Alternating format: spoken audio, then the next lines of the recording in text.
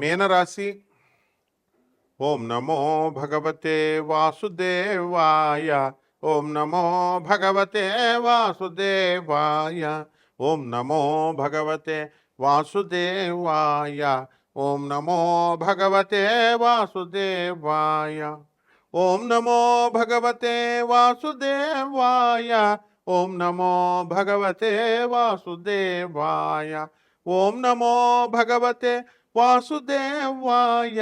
ఓం నమో భగవతే వాసుదేవాయ. జగద్గురు అయినటువంటి శ్రీకృష్ణ పరమాత్మల వారికి, జగదేక వీరుడైనటువంటి అర్జునుల వారి పాదపద్మాలకు నమస్కారాలు చేసుకోవాలి మనందరం కూడా. అదేవిధంగా మాకు ఈ మంత్రాన్ని ఉపదేశించి మాకు ఈ పాట పాడుకునేటటువంటి మహద్భాగ్యాన్ని, అదృష్టాన్ని కలిగించినటువంటి నా గురువు మరి సుందర చైతన్యానంద స్వాముల వారి పాదపద్మాలకు నమస్కారం చేస్తున్నాను. ఈ యొక్క మీనరాశి, ఈ మీనరాశిలో మనకి ఏమిటండి,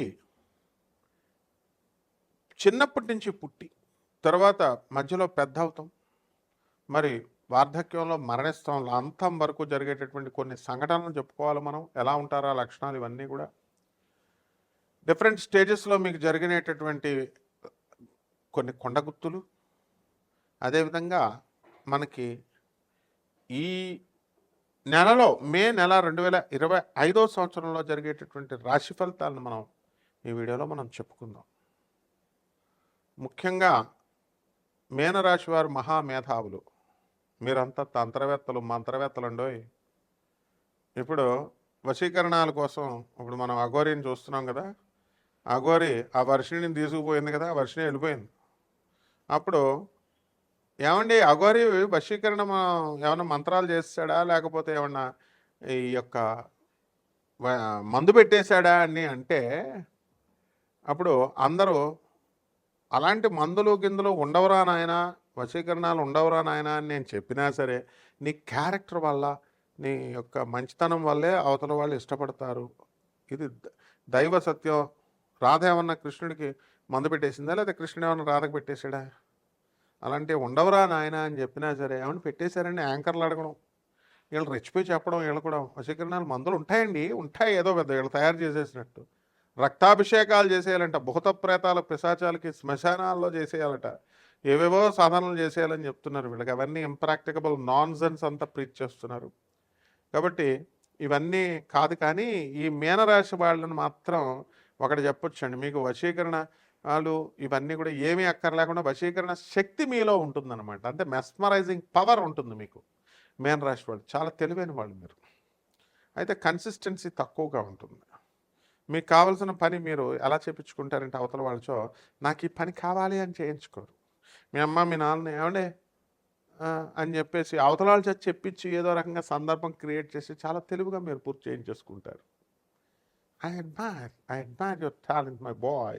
మీనరాశి వాళ్ళు అయితే వీళ్ళు స్ఫురద్రూపులు, మంచి రూపవంతులు, కొరమైన చేపలాగా ఇలా పట్టుకుంటే జారిపోతారు.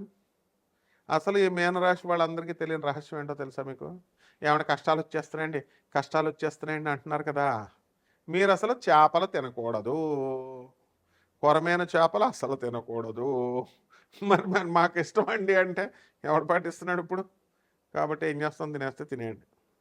ఇకపోతే ఈ మీనరాశి వాళ్ళకి అందరికీ కూడా ఇంటెలిజెన్స్, సో క్రియేటివిటీ, ఆకర్షణీయమైనటువంటి రూపం, ప్రేమ ప్రేమ ప్రేమ అంటూ ఈ మీనరాశి వాళ్ళు ఇతరుల వెనకాల పడతారు.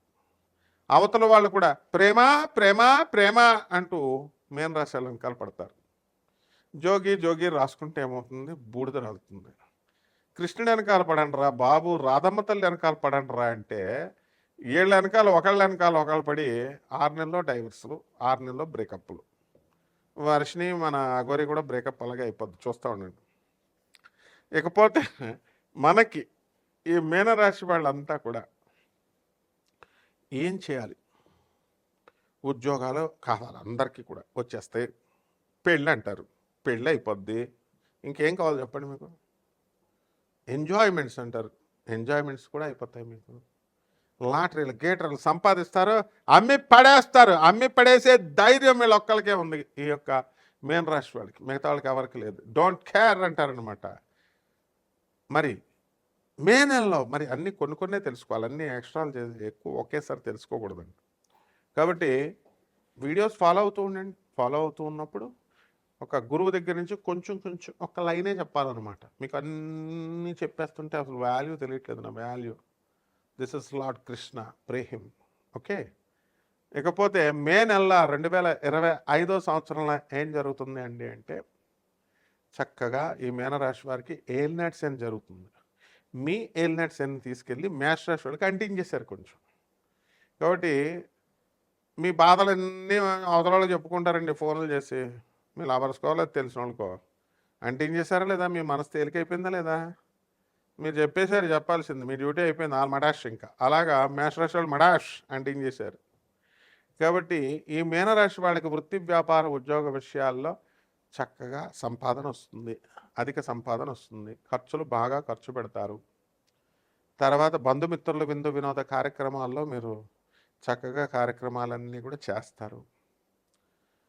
ఇకపోతే అప్పుల బాధలండి. అసలు సతమతమైపోతున్నాం. ఏం చేస్తామయ్యా అప్పులు చేసిన తర్వాత? పోతాయి నెమ్మదంగా, ఆగు మరి. ఇప్పుడు మే 30 తర్వాత 2025 సంవత్సరం తర్వాత గురుడు మనకి మే 14 నుంచి ఈ యొక్క మిథున రాశిలోకి వస్తాడు. ఆ తర్వాత కర్కాటక రాశిలోకి అక్టోబర్ 18న వస్తాడు. అప్పుడు బాగుంటుంది మీకు. అక్టోబర్ 18 నుంచి డిసెంబర్ 5 వరకు ఆగాలి మరి. నువ్వు అప్పులు చేసేసి, నువ్వు పాపాలు చేసేసి, నువ్వు తప్పులు చేసేసి రావట్లేదు, గ్రహాలు రావట్లేదు డబ్బులు ఏమంటే చాలా కష్టాల్లో పడిపోతున్నానండి. ఎవరికి కావాలి నీ కష్టాలు? నీకు నువ్వు తెచ్చుకున్నావు కష్టాలు. బుద్ధి కర్మానుసారిని నీ కర్మలే వల్లే నీకు కష్టాలు వస్తాయి. ఇప్పుడు ఎవరు పడితే అలా గురువులు అయిపోతుంటే ఆదిశంకరులు ఏమైపోతాడు? అప్పుడు బోధించినవి మరి మామూలు వాళ్ళు చెప్పినప్పుడు వింటే కష్టాలే వస్తాయి మరి. అరటిపళ్ళు అమ్మేవాళ్ళు, కూరగాయలు అమ్మేవాళ్ళు జాతకాలు చెప్పడాలు, బస్సు కండక్టర్ల గురువులు, పోర్లే పాపం అందరూ సినిమా యాక్టర్లు గురుగారు ఇంటర్వ్యూలు చేయడాలు గురుగారు అలాగే ఉంటాయి మరి. అలాగా మరి అసలైన గురువులు పోయే. మా గురువుగారు చాగంటి కోటేశ్వరరావు గారు, గరికపాటి నరసింహారావు గారు, సామ్వేదం పోయే, వద్దిపత్తి పద్మాకర్రావు గారు, నండూరు గారు నో ఇంటర్వ్యూస్ ఇవ్వట్లేదు. వీళ్ళు ఇంటర్వ్యూస్ ఇచ్చేస్తారు ఇప్పుడు. మరి అసలైన జ్ఞానం ఎక్కడికి పోతుంది? ఎలా వస్తుంది? రాదు. కాబట్టి మీనరాశి వాళ్ళు ఏలినాటి సమయంలో గ్యాప్ వస్తుంది నాలెడ్జ్లో. ఆ నాలెడ్జ్ని మీరు బ్రిడ్జప్ చేసుకోవాలన్నమాట. And you have to fill up the gap, ఈ విధంగా ఈ యొక్క మేషరాశి వారికి అనేకమైనటువంటి వింతలు విశేషాలు జరుగుతాయి. సంతానం లేనటువంటి వాళ్ళకి అప్పుడే సంతానం కలగదు. అండ్ ఈ యొక్క పెళ్ళిళ్ళు అయ్యేటటువంటి వాళ్ళ పెళ్ళిళ్ళు కలదు. మీ వ్యక్తిగత జాతకాల కోసం నన్ను సంప్రదించండి. మరి ఫ్రీగా చక్కగా నాన్ కమర్షియల్ బేసిస్తో మరి మేము చెప్పడం అనేటటువంటిది జరుగుతుంది. అయితే దాన ధర్మాలు చేయాలి, గుర్తుపెట్టుకోండి. మన ధర్మశాస్త్రం క్లియర్గా చెప్తుంది. కర్మలు పోవాలంటే పేదవారికి దానం చేయండి, సాధువులకు దానం చేయండి, అనాథ పిల్లలకు దానం చేయండి. ఇవన్నీ కూడా చెప్పబడ్డాయి. మేమేమి చెప్పబడి స్టూపిడ్ ఫెలోస్, ఇడియట్ ఫెలోస్ ఉన్నారు. అనాథ పిల్లలకు కూడా ఇవ్వనటువంటి వాళ్ళు ఉన్నారు. మీ జాతకాలు మారిపోవాలా? ఎముడేమన్నా పిచ్చోడా? మీ సంపాదించినటువంటి సంపాదన అంతా కూడా హరించుకుపోద్ది దాన ధర్మాలు చేయకపోతే. Be careful. నేను చెప్పేది నగ్న సత్యం, హార్ష్ అయినా సరే నేను చెప్తున్నాను. You have to do it, that's all. There is no alternative for you. డబ్బులన్నీ సంపాదించుకోవడం, మీ బాడీనే ఎక్కడ వదిలేసి వెళ్ళిపోతారు మీరు. ఇళ్ళు గిళ్ళు ఉంటాయా మీకు? అంత గట్టిగా మా గురువుగారులు చెప్పలేకపోవచ్చు మొహమాటాల వల్ల. మేము చెబుతాం. సో పరిహారాల దగ్గరకు వచ్చేసరికి ఏలినాటి శని జరుగుతుంది కాబట్టి శని జపం చేయండి, శని స్తోత్రాలు చదవండి, శనికి కిలోంపావు నల్ల నువ్వుల్ని, నల్లని వస్త్రాలను పేద బ్రాహ్మణికి శనివారం నాడు ఉదయం 8 గంటలకు దానం చేయండి. దశ మహావిద్యల్లో ఒకటైనటువంటి ఈ యొక్క మహాకాళి అమ్మవారి యొక్క హోమాన్ని మీరు జరిపించుకోండి ఇంట్లో. అలాగే రావి చెట్టు చుట్టూ తిరగండి, చక్కగా ప్రదక్షిణాలు చేయండి. తర్వాత 108 ప్రదక్షిణాలు చేసినట్లయితే మీకు బ్రహ్మాండంగా మీ యొక్క జీవితం ఉంటుంది. శుభమస్తు.